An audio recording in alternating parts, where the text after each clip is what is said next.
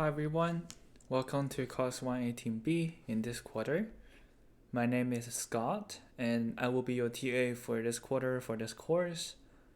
So in this video, I want to quickly go over through the process of using Conda and downloading it, installing it, and how to manage our Conda environment that is necessary for you to complete your homework in your local machine.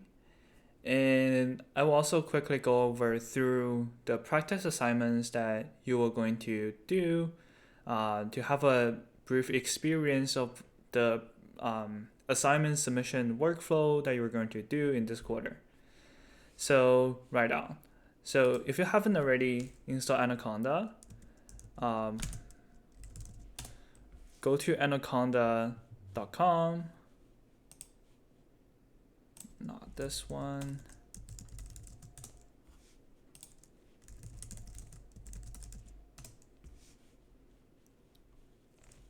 So go to Anaconda free downloads and click download here and follow the instruction to download Anaconda into your machine. So let's say you already have download and install Anaconda, and this is probably what you will see in your terminals. So if you open the Anaconda terminal, there should be a base parenthesis surrounded by that, meaning that you're activating the base environment. One way to check whether you have successfully installed Anaconda environment is to type Conda and hit enter. If it pops this list of available command you will be able to use, means that you have installed Anaconda successfully. So in this course, we have built a specific environment file that creates this agreement between your environment and our greater environment, so that we will make sure that your Python package and the Python versions will be the same, and it will ensure that what you execute in your machine will also happen in our greater machine. So if you go to the GitHub page of this organization, COGS118B, if you haven't already visit this organization, do that right now. We will post lecture material and environment files, resources, and very importantly, your assignments here. So let's go to environment. So in this repositories, we have this YAML file called COGS118B _environment.yaml, which contains the environment file, the file needed to create a Conda environment for this course. So let's clone this repository down. So this is your good old git clone with this link. And then let's change directory into this environment. So the way the Conda environments construct using this YAML file is through the following commands. Let's do conda inf create -f flags for files and cogs118b environments.yaml and hit enter. So it will run a while and you will create those environment tag for us with specific packaging and versioning that is the same on the greater account. So it will take a while.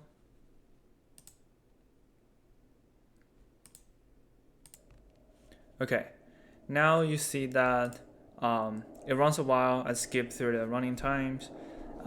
You see this, to activate this environment, use conda activate this environment name.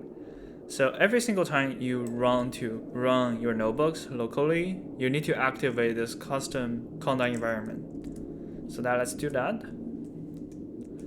So on the left hand side here, you will see that now I'm in environment of COGS118B winter 24.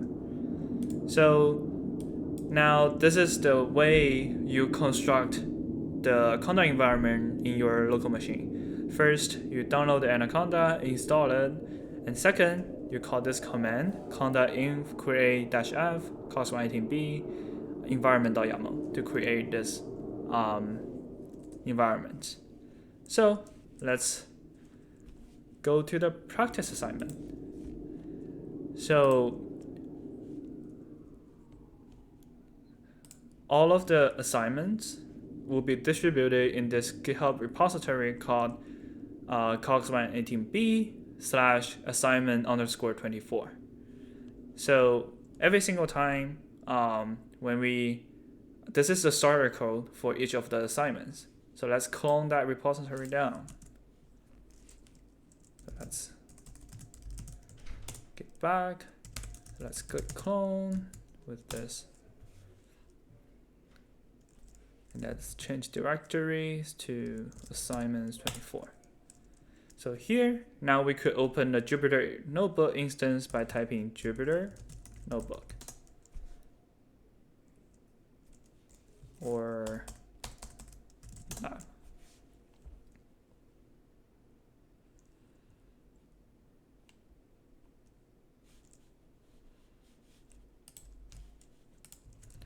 And this should pop up.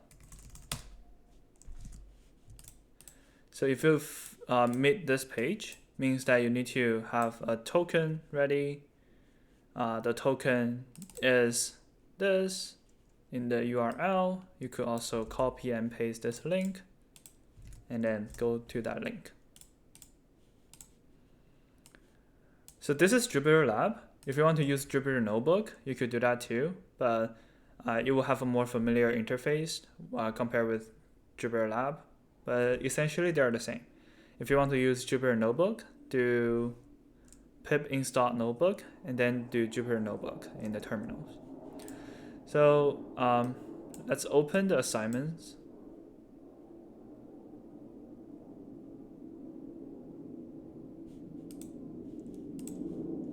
Okay, let me check where I am right now.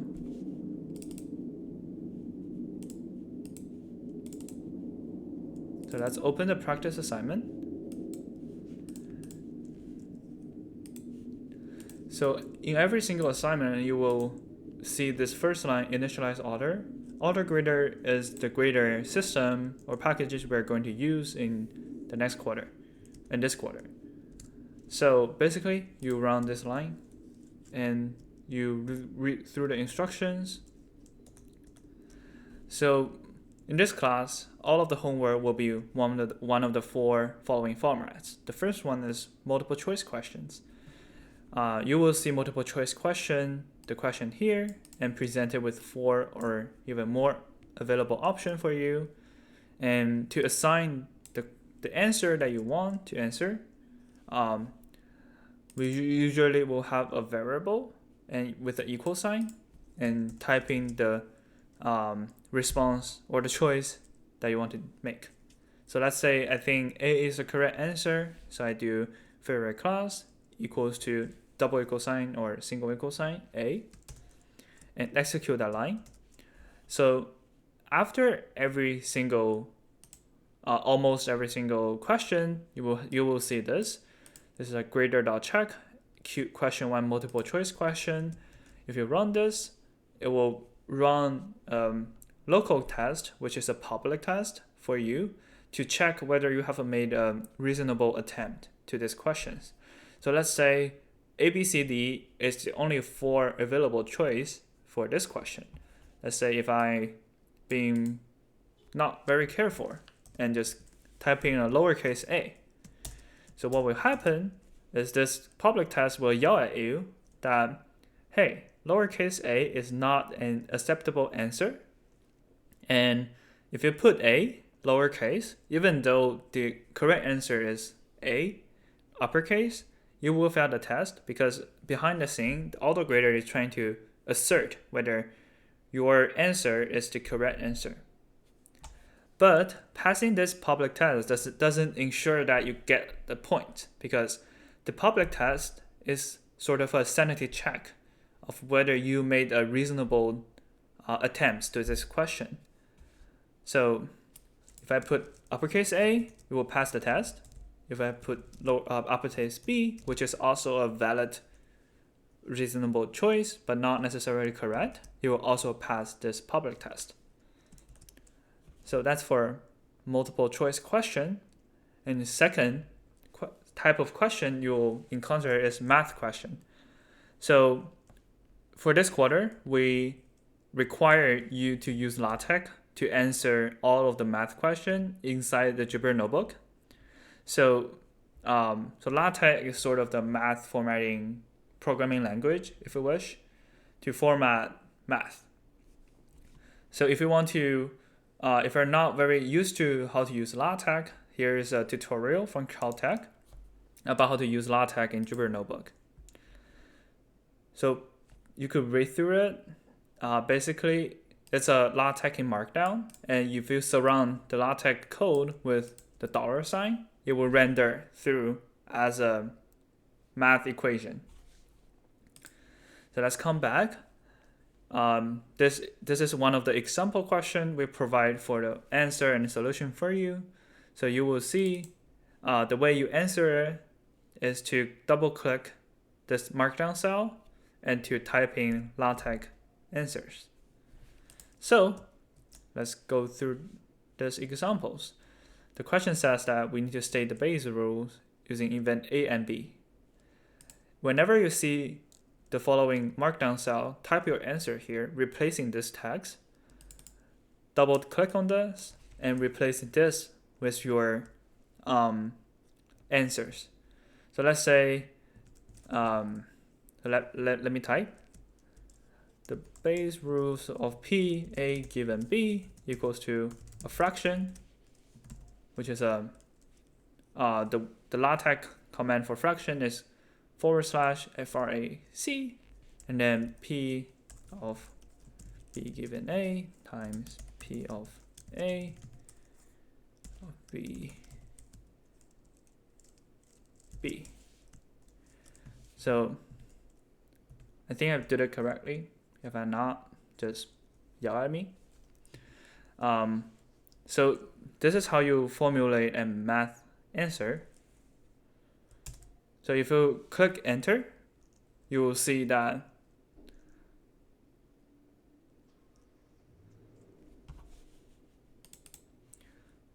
the math is rendered in this interface, and this means that you have a LaTeX code rendered in Markdown. For this type of math question, there won't be any sanity check because we are going to hand grade it. We are going to read through your math equation and then to see whether your answer is correct. So the third type of question is coding question. So for example, this function, we ask you to calculate the Euclidean distance between two points. And you need to, whenever you see those three dots, you need to delete it and return your own implementation. So let's say if I do Euclidean distance here, the Euclidean distance between 2 points is first pt1 minus pt2, and then you square it, and then find the sum of it,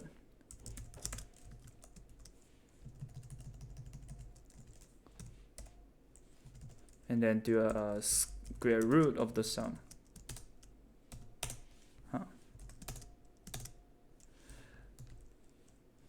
Yep.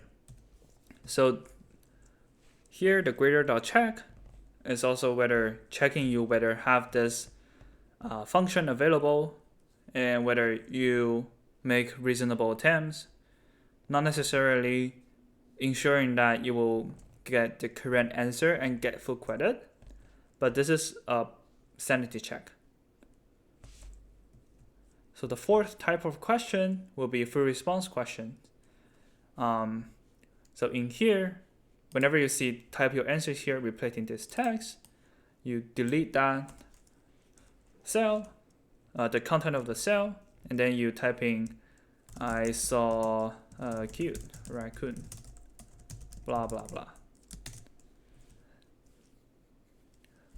So this will be four type of questions for types of question you will see in assignments. So that will be the end of the practice assignments. So in the end, you will see this line of code being set at grader.export. So execute this line. It will generate a zip file for you. Then you need to download that zip file and submit it to Gradescope. So you after you execute this line, you'll see that your submission has been exported. Clicks here to download the zip file. So we click here, and the zip file is downloaded. So now let's go to Gradescope to submit that homework. Log in. Oh, actually I haven't released yet. Give me 1 sec. Okay, so if you go to gradescope.com right now, I have released the practice assignment submission window. So let's click on that and create a file that we're going to submit.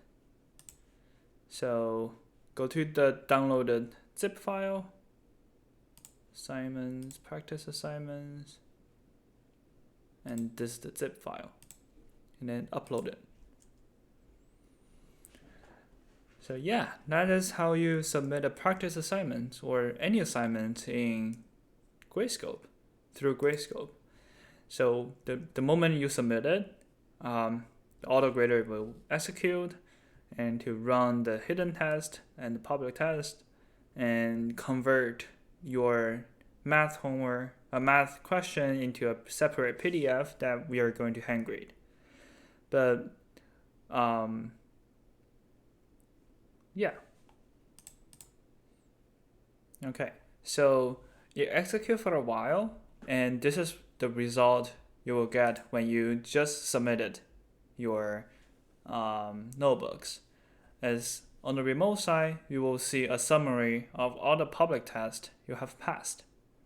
But you still not see your total point because all of the hidden tests to make sure you actually made the correct selection of the multiple choice haven't been public to you. So let's take a moment and then to see what will happen after we release the grade to you. So this will be the interface that we finish grading all of the questions, and here is the place you get your feedbacks back.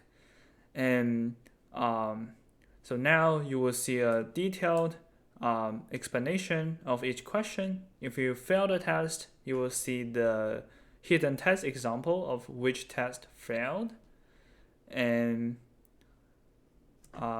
yeah, basically that will be the whole Gradescope submission workflow. If you have any questions, feel free to post a public CampusWire post, and we will more than happy to assist you.